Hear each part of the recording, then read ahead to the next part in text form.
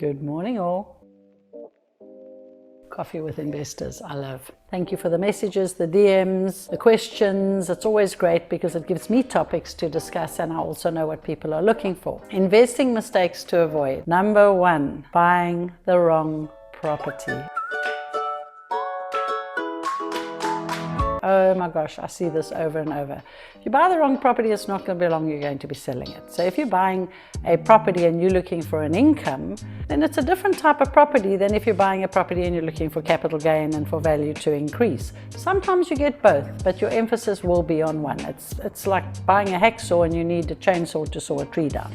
Being in a partnership and not having clearly defined roles is going to cause havoc with your investment. Who does what? Who pays for what? Who's going to attend to the mortgage bond and reading or attending the meetings and the rules? There's always something in investing in real estate that needs attention.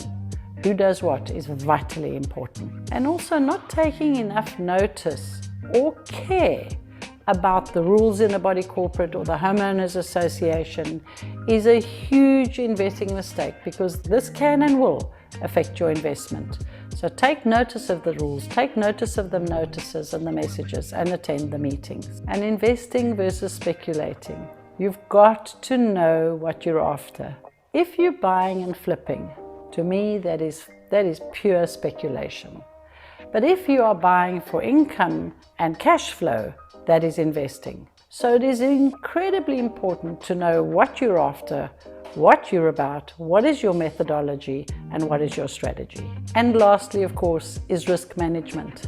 You do need to have some cash. You do need to have access to capital if something is going wrong in your investment. So please don't let yourself get into a position where this is an issue. Happy investing.